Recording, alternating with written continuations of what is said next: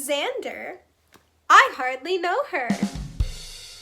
The joke is gonna get old eventually. Hello everyone, it's Ocean Unknown and welcome back to my channel. I am finally back analyzing the characters of the wonderful series Danganronpa Despair Time. First and foremost, there are spoilers ahead for Despair Time and the original Danganronpa trilogy, so as always, proceed with caution! Today I will be diving into the character, backstory, and impact of the famous British redhead, the proof that you can't name a more iconic duo than a twink and a redhead, the ultimate rebel, Xander Matthews. Xander Matthews is one of the 16 ultimate students and contestants that were kidnapped and forced to star in the killing game and reality show Danganronpa Despair Time. His title is the Ultimate Rebel, and his bio on the Despair Time website reads, "Loud in both voice and personality, Xander Matthews earned the title of Ultimate Rebel through his consistent tendency to go against the status quo and break the rules. Xander has a strong sense of morals and is constantly trying to right the world's wrongs. Don't accuse him of being just a rule-breaking child. He gets worked up very easily. His birthday is June 15th, making him a Gemini, and he likes volunteering and dislikes unmotivated people. Some fun facts about him that have been shared by the creator of Despair Time are that his favorite flavor is sauerkraut? But that oddly makes sense because he actually has a very weak sense of taste, so most foods taste bland to him. However, because of this, he cooks everything with such strong flavor that to anyone besides him, his cooking is borderline inedible. It is said he smells like 3-in-1 men's body wash, which, just like his hair, is a red flag. But he also smells faintly of gunpowder. His favorite color is bright red because it's passionate, but his least favorite color is dark red because it reminds him of blood. He is quite the fashionable lad with fingerless gloves, messy red hair, and a tongue piercing that can be seen in some of his sprites. Additionally, he has this little quirk about his eyes where the color of them shifts based on the intensity of his emotions. At his typical level of high intensity, his eyes are a yellowy orange, but when he's drained, his eyes are a dull charcoal gray. This also connects Xander to a character on this channel that we are all very familiar with. But we'll talk about that eventually. He's also British! Now, if you've seen my other videos about Despair Time, I'm gonna do things a little differently from now on. So in my last analysis video, the Rearranger one, I felt like the organization of how I discussed everything was a lot more seamless and less clunky. So I'm going to continue using a similar format to that video for this one and any upcoming analysis videos to come. This means that I'm going to do this in chronological order with the story instead of release dates, and I'll be breaking up the analysis sections in between to explain different parts of the character. For this video, this means I'm starting with Xander's special bonus episode, Visiting Graves. Before the events of Despair Time, Xander went on a trip with an unnamed mystery student for a week. As seen in the beginning of the episode, Xander and the mystery student get along really well, cracking jokes and bickering about paying each other back for the trip. However, on the bus ride to Xander's home, he mentions how he keeps reading about an event that happened on the exact day years ago. He says, "After all, I'm curious. Can you really blame me? I want to know how it felt. I keep searching for some answer that'll make me feel better when no such thing exists. You know, it must have been really painful to die like that." As given to us by some helpful context from our mystery student, Xander is referring to a disaster that happened in North Sea and Sheraton years ago. Xander goes on to explain the incident where the citizens of North Sea and Sheraton felt like they were rotting from the outside in, and their limbs would stop functioning before their organs did. He said there was only one dinky, understaffed hospital for miles, which definitely couldn't handle the amount of affected citizens, and that so many people were affected by the disaster that they had no clue what to do with their bodies. After all, there was no one left to move them. Xander continues going into detail about the awful circumstances of the disaster, even down to the high temperatures in May when the disaster occurred, causing the corpses to reek. The mystery student yells at him for talking in grotesque detail about the disaster, but they talk it over in a very healthy manner. She says that it's better for Xander to talk about it than let his obsessive thoughts run rampant in his head. After calming down a bit, Xander tells her, "I think the worst part of it was that I wasn't there," but not meaning that he wishes he died. His expression along with his eyes change change as he says, "Do you know what I was doing then? While such a large-scale disaster was happening in the States, I was studying for my finals," explaining how he was so focused on his education and image so he could make his family proud. He evidently regrets this part of his life, as the mystery student tries to reassure him that he couldn't have prevented the disaster. And while we don't know Xander's or any of the characters in Despair Time's ages during the events of Despair Time, the mystery student says he was 14 at the time of the disaster. The mystery student also confirms that the disaster in Sheraton was because of the town's river, the only water supply. She tells him that not everything is in his control, but then Xander says, "It really makes me mad how much Duke Sperling got away with. I still want him to suffer more for his selfishness." He tells himself that obsessing over his guilt and desire for revenge will only cause more harm, and that the best he can do is continue to look forward and help people in the present. Hey, that sounded cool. I feel like Mr. David right now, saying something super inspirational. The mystery student tells Xander that she admires his resilience and determination, but all of a sudden Xander says, "That's why I've come to Hope's Peak, isn't it?" Which reminds the mystery student to ask him about a document she told him to look for. She thinks, "I didn't want to unload the work on him, but he's much better at digging stuff up than I am. But it's definitely not something I should bring up in a public place. I'll remember to ask him later." What does it mean? What document?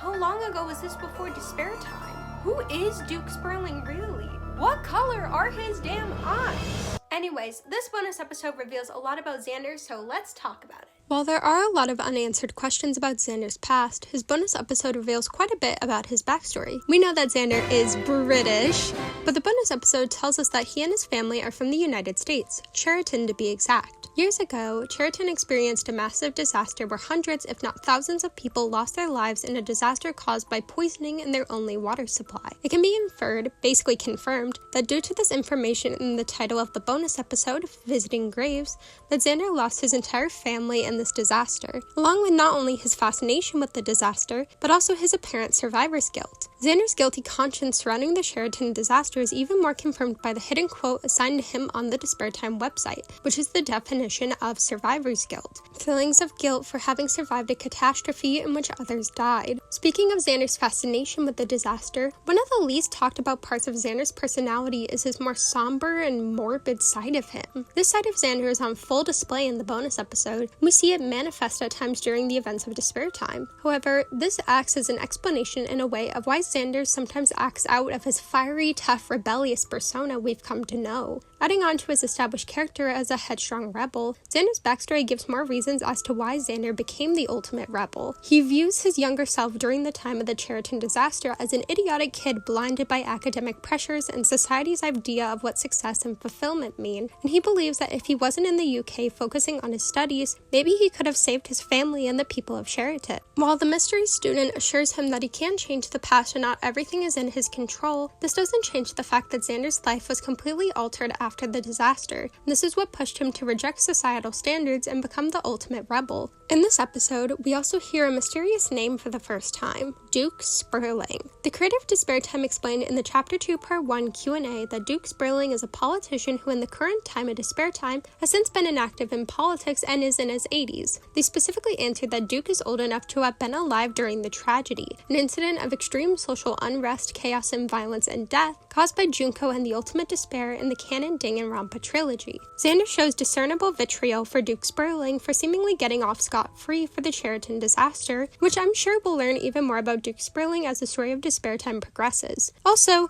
and this is something I just figured out while writing this and talking to my roommate, Xander's backstory is possibly a reference to Enemy of the People by Henrik Ibsen, as shown by the references to The Murder on the Orient Express in Chapter 1, and all the literature references in the Literature Girl Insane video. There is a clear theme of classic literature in Despair Time. Enemy of the People openly critiques the society's moral code and hypocrisy, along with the main conflict of the plot being bacteria contamination in a town's spa baths, just like the water supply causing the Sheraton disaster. Another person I'm sure we'll learn a lot more about as Despair Time continues is this mystery student Xander is with during the bonus episode, which many people, including myself, believe is Mai Akazaki, the ultimate question mark. As stated later in Chapter 1, Episode 6 of Despair Time, Teriko says Mai reminded her of Xander, but if it is true that the mystery student in both Xander and Min's bonus episodes is Mai, then it seems as though Xander and Mai were incredibly close. Xander felt comfortable and safe enough with the unnamed student to take her with him to visit his hometown, as well as to talk about the Sheraton disaster, which is evidently important to him with her. We see them joking around and laughing, but also having incredibly deep and introspective conversations about grief and morality, which illustrates their closeness to us. Additionally, if this is Mai, and Mai is also the mystery student in Min's bonus episode, this basically confirms that most, if not all, of the Ultimates in Despair Time were already Ultimate students attending Hope's Peak Academy before they were kidnapped and forced to participate in the Killing Game show. This once again begs the question, how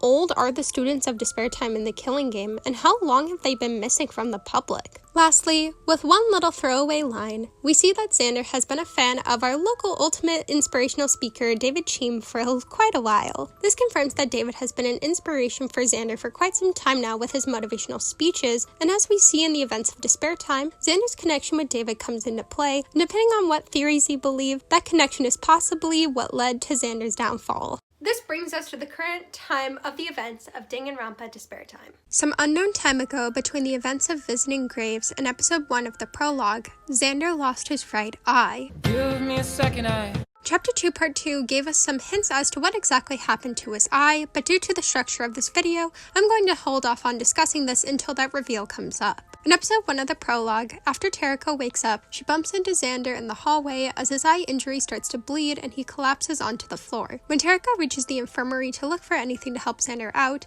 he's completely fine right behind her. He's right behind me, isn't he?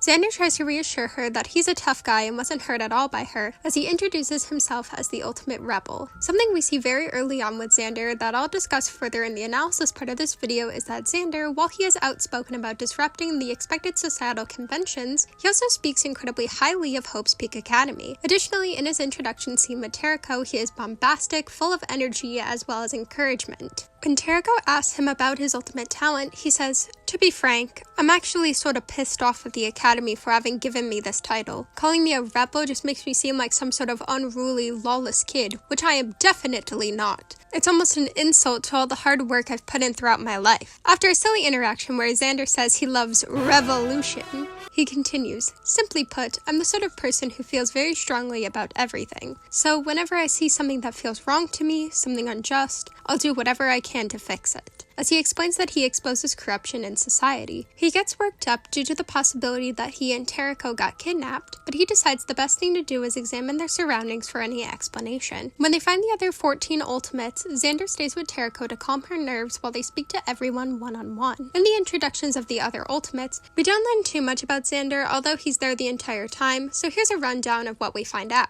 In Who's intro, he says everyone at his school was incredibly uptight all the time. It is confirmed in Levi's intro that he went to a boarding school and his outfit mostly consists of his old school uniform. He gets flustered when people don't take anything seriously and joke about his appearance, which is seen in Wit's intro, and he really admires passion, which is seen when he talks to Veronica. Oh yeah, and as seen in Ace, Wit's, Charles's, and R.A.'s intro, Xander is always prepared to square up.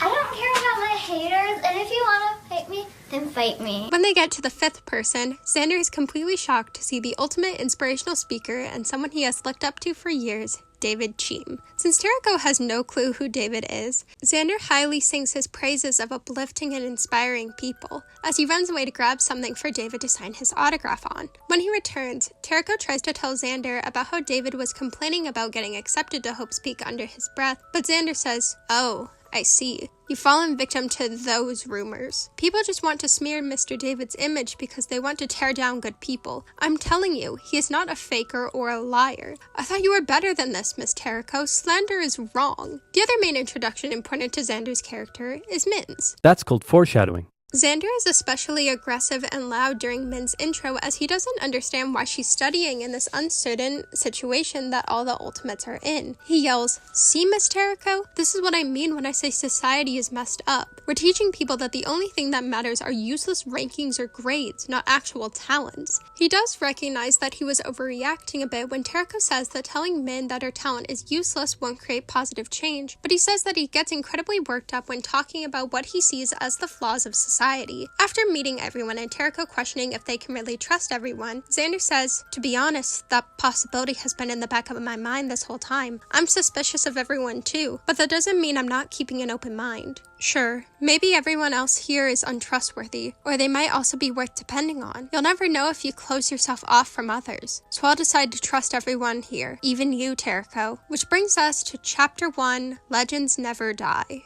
Xander decides to pair up with David to investigate, and then in episode 2, his emotions explode as he screams out in retaliation towards the killing game. He swears, "I'm going to put an end to this twisted killing game show, and I'll punish whoever's behind this thing." The next day, Xander annihilates Ace's hand in an arm wrestling contest and is declared the strongest person in the cast. In episode 3, he shows Tereko and Eden his eye injury. That's called foreshadowing. He reveals that he doesn't remember how his eye got injured, but he intends to do everything in his power to get to the bottom of it. He tells Tereko that he trusts her more than anyone else and that they can solve the mysteries of the killing game together, as he shows her the model pistol he received as his unique weapon from the mastermind. He tells her, "I can't sit by and let this senseless killing happen. If I let one more innocent person die, then I'll never be able to face them again." When Tereko questions what he's referring to, he says he doesn't like talking about his past, but answers, "I just have some regrets that are hard to let go of. I'm sure you've got those too." Maybe an hour later, Mono TV announces that the first motive to incite violence and death among the students will be revealed in 2 days. He gives the biggest side eye as he whispers, "Hey,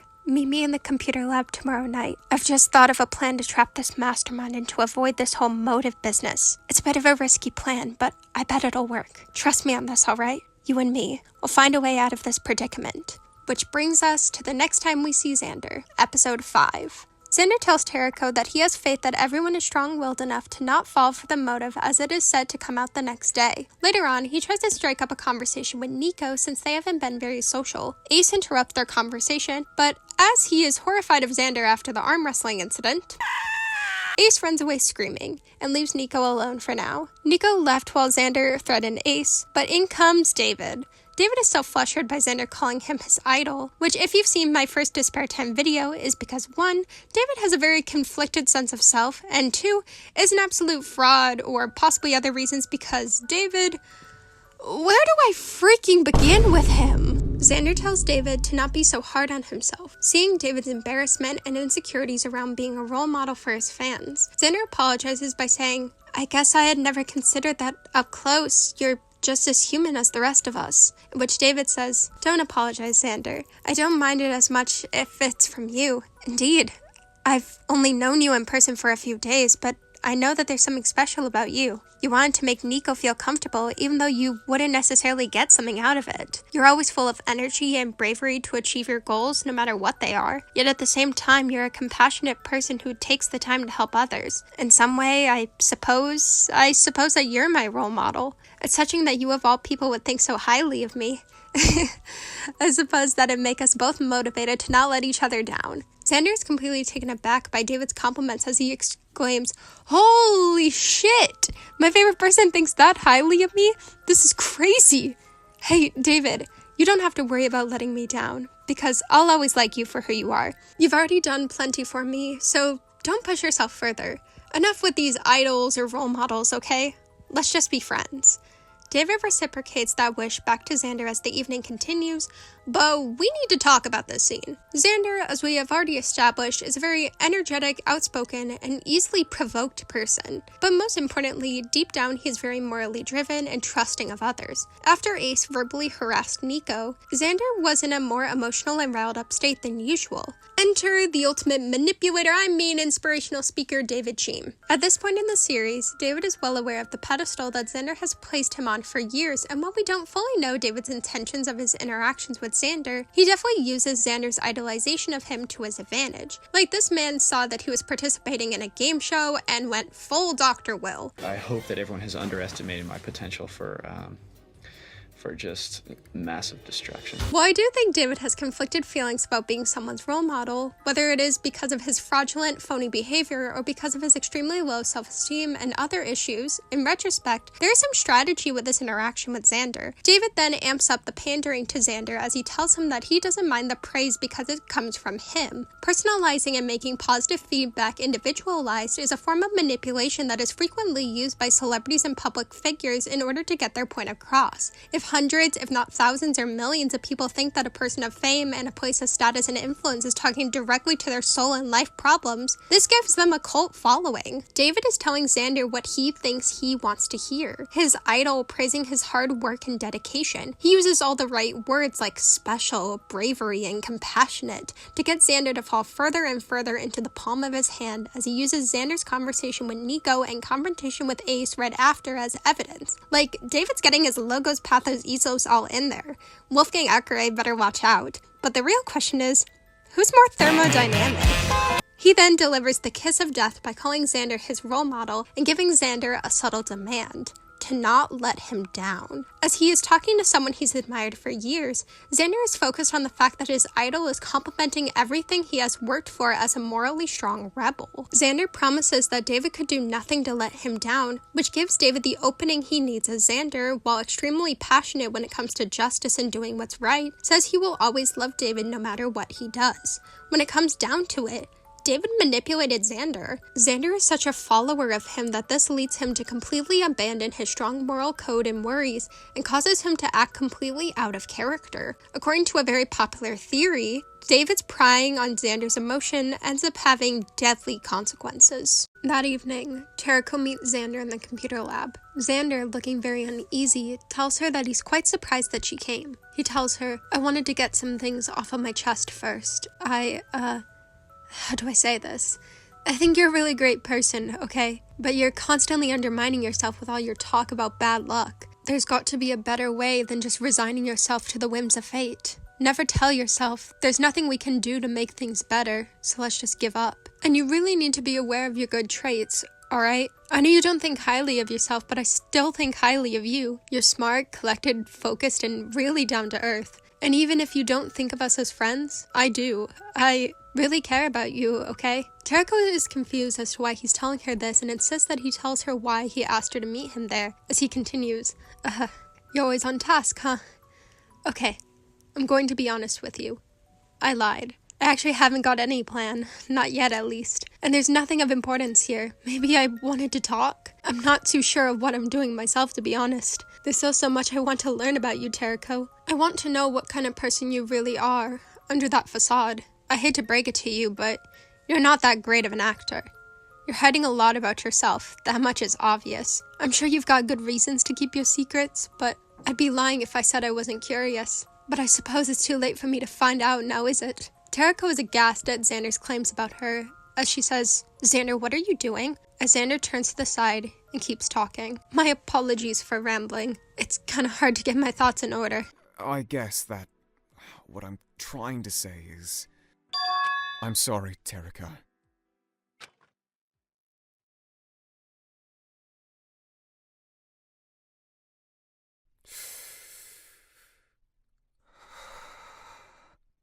Sorry for this.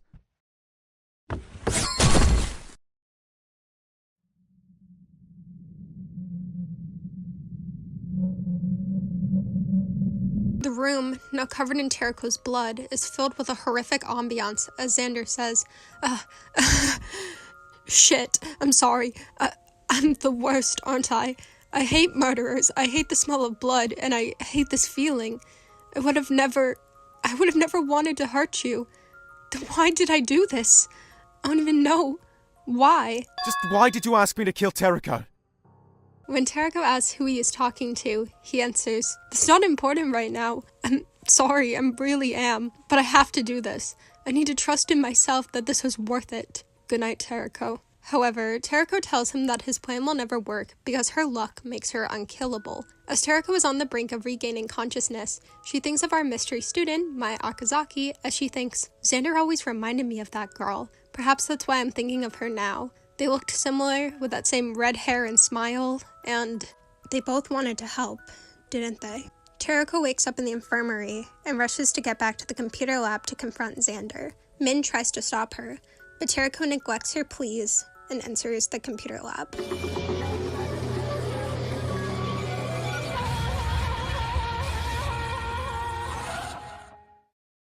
Xander is dead, Tereko.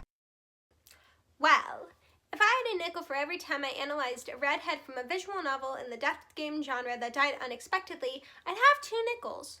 Which isn't a lot, but it's weird that it happened twice, right? But with Xander Matthews dead, let's talk about whatever the fuck just happened. Xander's betrayal at the end of Chapter 1, Episode 5 is shocking, brilliant, and the catalyst for the rest of Danganronpa Despair Time. At its core, Despair Time is a story about trust and manipulation. Xander at first is portrayed as one of the most trusting, compassionate, and most of all, trustworthy characters in this cast. Not just to the characters, but to the audience too. His complete 180 is meant to come out of seemingly nowhere. However, there are hints as to why he did what he did, or more, who he did this for. The popular theory I've referenced earlier, and a theory I've mentioned in I believe all of my Despair Time videos, is that soon after their conversation, David told Xander to kill Tereko. As we know now, David is not opposed to stirring the pot and pulling some puppet strings, no matter the consequences, so manipulating someone, especially someone who loves him as much as Xander, doesn't seem far-fetched at all. Now, if we go with this theory, why would David and Xander go after Tereko? There's a few theories that I have. My main theory is that after everyone left the cafeteria, David met Xander in private. Here, David did a few things. First, he told Xander to kill Tereko. Second, he gave him an offer he could not refuse, the promise of ending the killing game. David likely told him that the right thing to do was to rip the band-aid off by killing someone to end the killing game as soon as possible. Where this leans into my theory territory is that I believe David was going to help cover up Xander's crime and help pin it on arguably the easiest person to pin the murder on in the cast, more on that later, because David's goal was to get Xander to do whatever he wanted him to do. This is further implied by David's visceral and rageful reaction to Tereko being alive, Xander being dead, as his plan completely failed. There is also a possibility that this theory connects to Chapter 2. Through the motive, David gets one of the ultimate secrets that states that the student is to blame for the killing game. A lot of people have speculated that this secret belongs to Tereko, as it also states that the person the secret belongs to has an infinite amount of secrets, which plays into this theory. What if David already knew this about Tereko and used this information to further manipulate Xander? I've shared the theory that David could either be the mastermind or traitor of the killing game, and while I think at most he could be the traitor, his choices of when and who to reveal information to could be to move the killing game in a specific intended direction. I've mentioned a theory in my Solving the Mysteries of Despair Time video that the killing game show could be a White Bear-esque punishment for the Ultimates, likely for the death or disappearance of Mai Akazaki, and I said that the punishment is likely connected with Tereko the most, as one of the secret messages of Mai's bio specifically names Tereko. Thus, the mastermind, traitor, and likely the audience of the game show are rooting for Tereko to die. After all, this is a game show for the public's entertainment, and there is clearly a narrative that the mastermind wants, with a massive part of the desired narrative being Tereko dying. This theory is made even more possible by the Literature Girl Insane music video calling David our protagonist, and the section that calls Xander and David the main roles, and Tereko a part of the supporting cast. If the Despair Time game show is a White Bear situation for the Ultimates, the general public are watching for the students to be punished, which is further proven by Mono TV saying in the prologue that the world doesn't care that the 16 Ultimates have been kidnapped and are forced to kill each other. If David is meant to be the protagonist of the show from the audience's POV, and is in fact the traitor or mastermind of the killing game, then the narrative story can't have him dying in the very first chapter. So he needed someone to do his bidding. And of course, Xander was the perfect man for the job. He's the strongest in the cast as shown in the arm wrestling contest, so that eliminates the chance of Tereko overpowering him. On the surface, he's incredibly kind, empathetic, and most of all, trustworthy. He's the closest with Tereko, and as proven by episode 2 of the prologue and their conversation in chapter 1, episode 5, Xander is the most loyal to David. All in all, in chapter 1 of Despair Time, if this theory does turn out to be true, David was the puppet master, and Xander was his marionette. While Xander is long gone, Xander plays such an important part in the story that there's so much more to talk about post-mortem. Before fully investigating the crime, Min questions if Tereko cares about Xander's death as she immediately goes to examine everything instead of grieving, in which Tereko starts maniacally laughing and says, "Why would I care that Xander's dead? Xander is the one who stabbed me. He asked me to meet me here, and then he tricked me. Xander lied to me. He manipulated me so that he could try and kill me. For all I know, he was only pretending to be my friend. He said all that crap about fighting against this killing game, but in the end, he's just a damn hypocrite. And I'm pissed off that he has the guts to tell me to trust him and everyone else here. Why should I care about a liar and a backstabber? He's nothing more than another dead body to me. I don't feel sadness or regret or shock that he's dead. I just feel angry." Upon seeing his pistol again as a part of the crime scene, Tereko thinks, "Did he tell me about his gun earlier just to win my trust? He really spent a lot of effort to befriend me, only to tear down that friendship within a few short moments." Tereko investigates with Min and gets everyone's alibis, but I'll skip to the most important one for this topic. Who could it be? Oh, it's David! He's very closed off as he says, "Pardon my rudeness, but I'm really not in the mood to talk to others right now. Could you please leave me alone? Xander is dead." Tereko tries to tell him that if Xander was still here, he'd tell David to power through his grief, but David isn't taking any of that. Lastly, Tereko tells Min that someone possibly killed Xander due to his brash and explosive personality. However, Min disagrees with her, saying that his aggression seems too far-fetched as a motive to kill him, citing her own anger towards him because he said her talent was useless. Despite her frustrations with Xander's comments towards her, she could tell that he had the best intentions and deep down wanted to help everyone. Soon after, the trial to determine who killed Xander Matthews begins. Several characters mourn Xander's death, as David swears to avenge his death. Tereko tries to explain to everyone that Xander tried to kill her, which everyone finds hard to believe, as they've all come to the conclusion that Tereko killed Xander. During Tereko's moment of anger and unrest, she says, "Xander pretended to be my friend, and then betrayed me to try and end my life. You all are the same."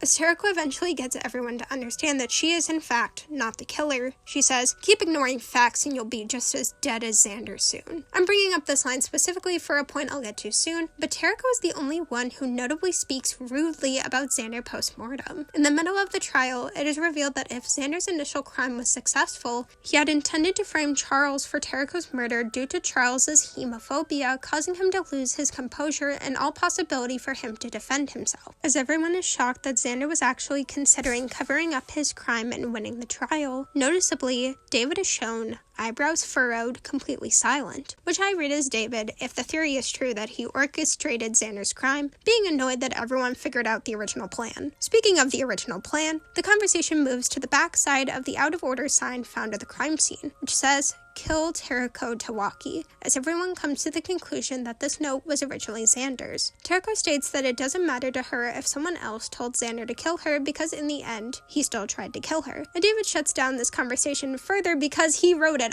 He thinks there's more important evidence. Anyways, the Ultimates determined that Min was Xander's killer, as she confesses, "I saw Xander standing there, over Tereko's body. I moved without thinking and doused him with the bucket of water I was holding. I only wanted to save Tereko from dying. That is why I did it, and I truly didn't plan to kill Xander at all."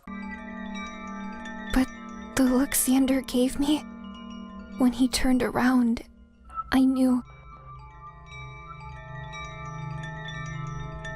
that Xander would have killed me too.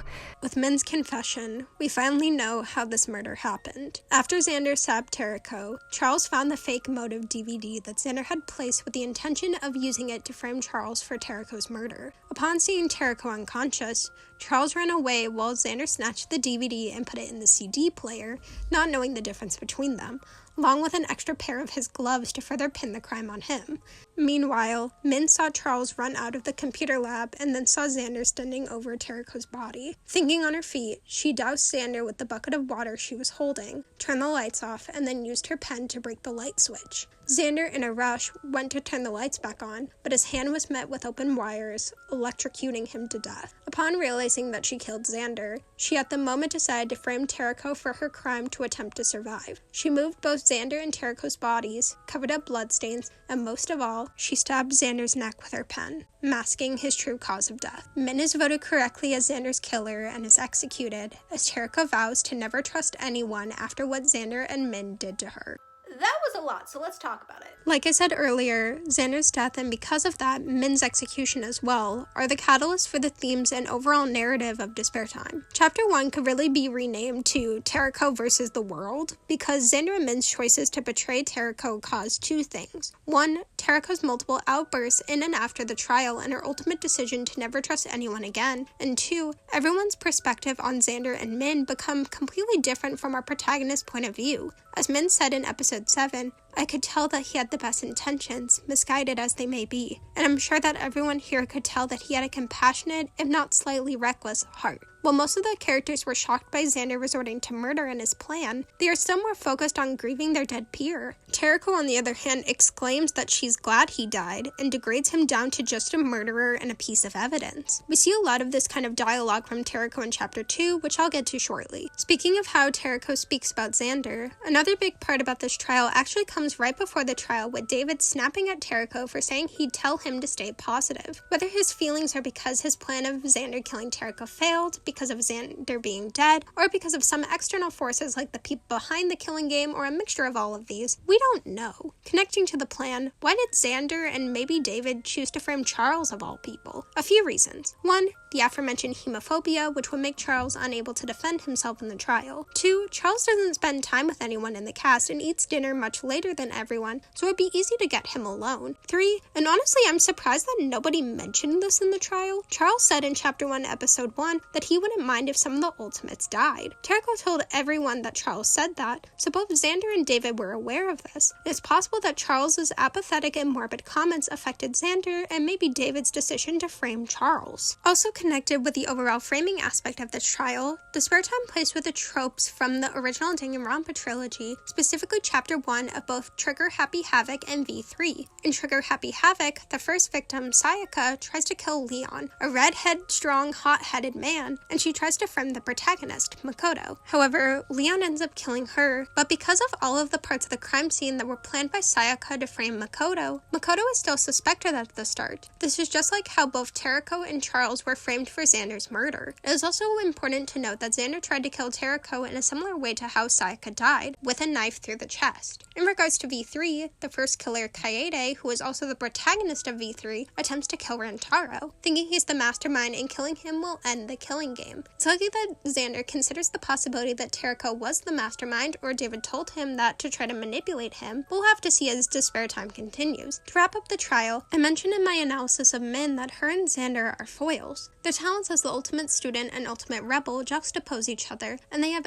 uneducated judgments of each other without knowing the truth. Xander thinks that Min's dedication to schoolwork and studying is useless, whereas Min thinks Xander is just a juvenile delinquent, when in reality, both of them have heavy trauma connected with their talents, and oddly enough, when they act out of character, they act like each other, such as with Xander's idolization of Hope's Peak and Min's true feelings about her talent and the ultimate program as a whole. Also within Chapter 1, Xander and Min in a way swap places. The passionate rebel's fate is sealed because he obeyed someone's demands to kill, and the quiet student was executed because she felt compelled to step in and do something. So now we're moving on to Chapter 2, and while Xander is not present, he is mentioned quite a lot. Chapter 2 opens with Eden saying, Xander, Ben, we only knew them for a few days, but they really are dead, aren't they?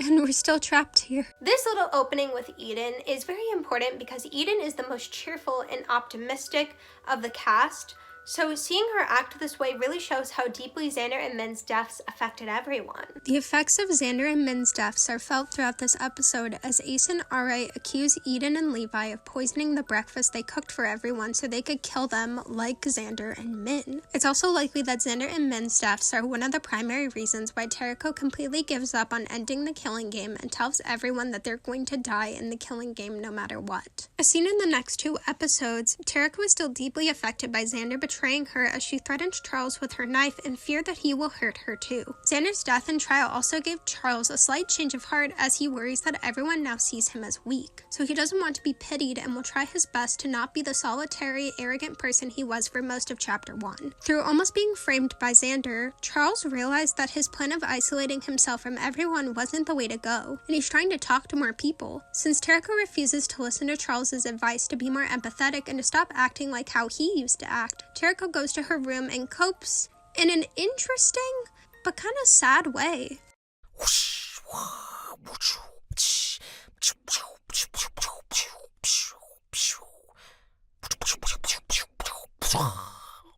She makes her succulents play out the moment with her and Xander in the computer lab, but this time, she puts herself in control by giving herself a knife, knowing that Xander was going to betray her all along, and making Xander be at her mercy. She makes Xander apologize and beg for forgiveness and promise to always be at her side. Tereko, as seen throughout all of Chapter 2 so far, is even more on edge around everyone. Since Xander tried to kill her, she's become incredibly apathetic, blunt, mean, and has zero remorse for anyone affected by what she says or does. As the second trial goes underway, the trial begins with everyone revealing whose secrets they revealed. Well, almost everyone. Xander, Min, and Ari are dead, so they can't reveal those secrets. Who? Wit, Eden, Nico, and Veronica refuse to share, and David asks if he can go last. The secret assigned to Xander's picture was, "You've always treated the competition with ruthlessness, but poisoning them to win was a bit too far, wasn't it? And when it is David's turn with his secret, how can I even select what secret to be your motive? Just about everything you've done is worth killing for. The killing game is all your fault." David says that is Xander's secret. Xander isn't mentioned at all in the Chapter 2 trial in Part 1, but David does confess to being a lying, manipulative, scumbaggy piece of shit. So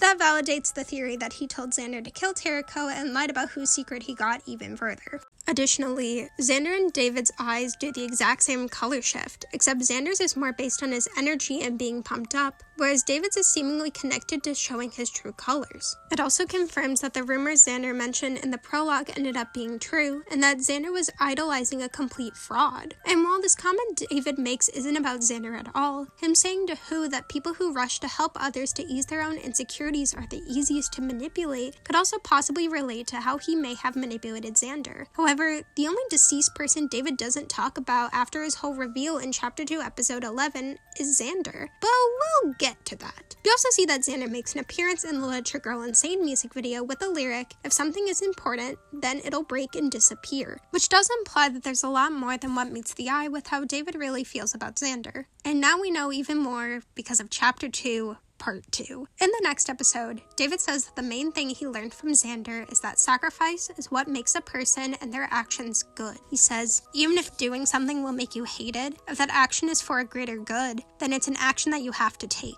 Xander is a good person. He's the only good person I've ever known. Evidently, David is talking about Xander's attempt on Tereko's life, which clearly pisses Tereko off, as if Xander won the class trial as he planned to do because he tried to frame Charles, everyone would be dead. Also, of course, Tereko was furious with David for trying to justify Xander trying to kill her specifically, which further gives evidence that David told Xander to kill her. David continues to defend Xander by saying he wouldn't do anything for frivolous reasons, but Tereko calls him out for baseless claims, especially considering that Xander idolized David. David tells Tereko that she didn't know Xander at all, and requests everyone to stop talking about Xander if they have no clue what they're talking about. He claims that he's the only one who remembers him, saying, even if you lost a year of memories for this killing game, there's no reason you shouldn't have recognized who he was. Tereko has no clue what he is talking about, in which David says, why should I explain myself? He's dead. Isn't that good enough for you? Don't try and pretend like you fucking care about him at all. David then claims that all Xander wanted was to end the killing game, and that he will continue what Xander started, no matter how he has to act or how vicious he has to become, which he uses to explain why he is the way he is. In the next episode, everyone reveals their secrets, with Xander's secret being the one about the killing game being his fault. However, based on David's reaction to Tereko saying her secret is about her family, I still believe David lied about the secret he got, and his cocky little smile is one that says, I got away with it. Then, during the flashback between Ari and David, we get this scene that comes out of nowhere.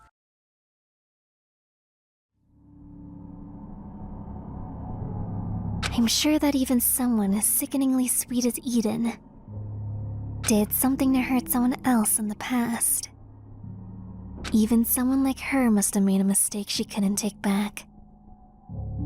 So, let's talk about all of that. First of all, with episode 12, David's strong defense of Xander and why he tried to kill Tereko. I don't really know exactly how I feel about it, to be honest. Of course, I do believe this nearly confirms the theories that David A. told Xander to kill Tereko, and B. lied about having Xander's secret when it actually is Tereko's. However, what I'm not fully set on about this scene is what are David's true intentions. David believes that Xander was in the right for trying to kill Tereko, stating that Xander would never do anything without a strong reason to, which I do believe is the truth. However, I do think David is pandering with this little monologue for two separate reasons. The more evident one is that he is glorifying and praising Xander to ruffle Tereko's feathers. He claims in episode 14, "All I want is for Tereko to distrust others. Everyone you know has already betrayed you. There's no one in this world who won't hurt you. Even the people you love will turn their backs on you in the end. You know that well enough, don't you? So distrust in others, because that's the only way you know how to live." David knows that by praising the person who betrayed Tereko, who has been going on and on about how Xander made her lose all trust in people, that his words will strike a massive nerve for Tereko, and it will further help his supposed motives of wanting Tereko to distrust everyone. However, I also think David is pandering to someone else. The audience. David claims that the reason he completely derailed the trial by revealing his true nature and lying about killing RA is because of the nature of the killing game as entertainment, and to continue what Xander started, ending the killing game. He claims that it's wrong to actively try to solve the class trials because that's what the audience and Mastermind want, and that Xander would want all of them to beat the killing game by any means necessary. This is further evidence for what I was discussing earlier, that Xander tried to kill Tereko under suspicion that she is the Mastermind, and David filled his mind with the idea that he was doing the right thing by ending the killing game. This is also evidence for the theory that David is supposed to be the protagonist from the audience's perspective, but he is clearly going off script. Lastly, for episode 12, David mentions how everyone should have known who Xander was. Now, what the fuck does that mean? I doubt we will learn why David knows about Xander until much later in the series, but I have a few ideas. In episode 1 of the prologue, Xander says that he has exposed many corrupt politicians, so it's possible that David knows about Xander's work as a Robin Hood-esque vigilante, or David knows about Xander being the sole survivor of the Sheraton disaster, or it's something about Xander that we still know nothing about, but I personally believe it's because of Xander exposing corruption. Finally, we have the scene of Eden in episode 13. She is covered in blood and is holding a fork. I think some of you probably know where this is going. In episode 1 of the prologue, we see someone with bloody hands with a fork right near their hands as they say that they need to kill Tereko. In chapter 1, episode 6, when we see Xander's eye injury, his eye has been scratched out with 4 straight lines. It's not super far-fetched to say that the person in the prologue is Xander, and Eden scratched his eye out. Why she did this will probably not be revealed anytime soon, but chances are Tereko had something to do with it based on Xander's response to getting his eye gouged out. With the end of chapter 2, this is, as of right now, the last time Xander Matthews is mentioned in Despair Time, which means it's time for my closing thoughts. Xander is one of the most unique first victims in Danganronpa and Fangan history. He's such a complex contradiction of a character, and it's so refreshing even against the backdrop with this cast of characters that are even more walking contradictions. He speaks so highly of Hope's Peak Academy and the concept of being an ultimate, also while being anti-establishment and his talent literally being good at rebellion and standing up against corruption. He loves being an ultimate, but dislikes the name of his title because it makes him sound like a delinquent. He's incredibly dedicated to everything he does, he's energetic and passionate, but his physical appearance changes when he's in a bad mood, as shown by his eyes changing color depending on his energy. He's aggressive, strong, and willing to fight anyone who gets in his way, but he's gullible when it comes to his idol and defends a complete fraud despite knowing about the rumors. He's so emotionally strong but vulnerable about his past. He's very trusting and comes off as kind and trustworthy, but yet he betrayed Tereko and listened to someone who ordered him to kill his friend. Despite all of these contradictions, there's one thing that will always be true about Xander. He will never give up without taking action. And this is proven even further by the other secret message assigned to him that is about Mai Akazaki. She couldn't stand to do nothing. Xander was always putting himself in positions to help others. He was ready to fight Ace after he tried to harass Nico in chapter 1, episode 5. He motivated David to believe in his talents in the same episode, even if David was likely manipulating him in that scene. And most of all, he encourages Tereko to trust people and work together. He wants to make the world a better and more just place, and a lot of that is also connected to his trauma and survivor skill. He says in chapter 1, episode 3, if I let one more innocent person die, then I'll never be able to face them again. And he is likely referring to his family and the Sheraton disaster. His survivor's guilt and his disdain for the elite who do nothing for the people, like Duke Sperling, is a part of what pushed him to be the ultimate rebel he ended up becoming. This is also why I think David lied about the secret he got being Xander's, and that Xander's real secret is you're constantly blaming yourself for the death of your parents and siblings. It doesn't matter that it's not your fault, just that you didn't go with them.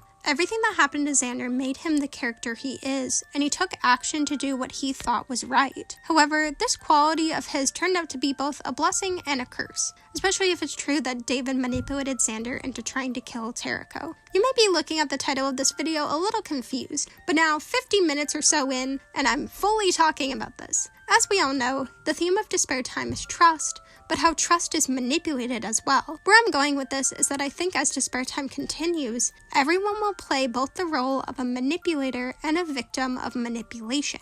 Examples include Min, who manipulated the crime scene to frame Tereko, but also if her secret is the one I think it is, was likely manipulated by the CEO of the tech company to do whatever it took to become the ultimate student. RA manipulated countless crimes to get her sister sent into a reform school, but was manipulated right before her death by her killer, who will be getting a video soon. However, Xander is the clearest cut case of both a manipulator and someone who was manipulated. He tricked Tereko and tried to kill her, but also he was coerced into doing something he was evidently against, probably by David. Speaking of David, why did he say the secret he got was Xander's? It's likely that this was David being his typical self and lying for the sake of dramatic effect, or he did this to avoid any more suspicions that he was in cahoots with Xander in Chapter 1, or simply to ruffle Tereko's feathers. All in all, Xander is a man full of energy and contradictions, but his bright spirit, British accent, and the life he brought to Despair Time is greatly missed. If you liked this video, please make sure to give this video a thumbs up, subscribe to join the Sea Bunnies, and turn on the bell for notifications. Comment down below your thoughts, theories, opinions, anything you'd like to say about Xander, Despair Time, or this video. I'll see you all in the next video. Thank you so much!